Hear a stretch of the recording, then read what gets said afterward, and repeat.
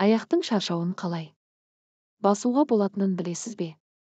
Достар, ең алдымен менің арнама тіркеліп лайк басып кетіңіздерші. Сіздермен бірге болатын пайдалы кеңестер бір арнасы. Күні бойы бір орыннан тұрмай, компьютер алдында жұмыс істеймін. Сонда да кешкісін аяғымның шаршағаннан өмін еркін баса алмаймын.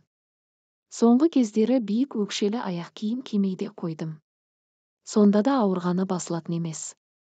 Дәріханадағы түрлі мазда жақтым. Аяғымды жоғары көтеріп жатамын.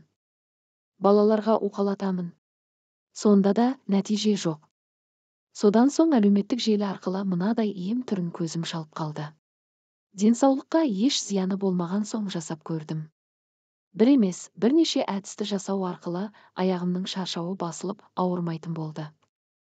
Қазір бұрынғыдай аяғымды уқала деп ешкімді мазаламаймын. Сенсеңіз, аяғым түкте ауырмайды.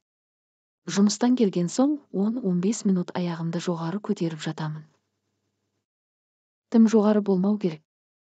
Ең дұрысы, жастықты басыңызға емес, аяғыңызға қойыңыз.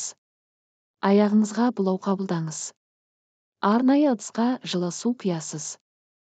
Оған теңіз тұзын, қылқанды жапырақты, хош иісті май араластырыңыз. Осы емдік суға аяғыңызды салып 10-15 минут отыру керек. Сосын аяғыңызды құрғатып сүртіп жеңіл массаж жасаңыз.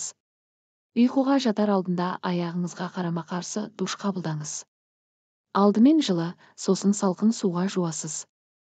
Бұл аяқтың қан тамырларын жақсартып, қан айналымын реттейді. Лимонмен ысқылау да аяқтың шаршағанын басады. Бір қарағанда қиын сияқты болып көрінуі мүмкін. Кейбіріңіз уақыт жоқ деп жалтарасыз да. Бірақ ықылас танытып іске кіріссеңіз, ешқандай артық уақытыңызды алмайды, әрі күнделікті әдетіңізге айналады. Бар жоғы 10-15 минутыңызды арнау арқылы аяқ ауруынан бір жолата құтыласыз. Достар, менің арнама тіркеле кетіңіздер.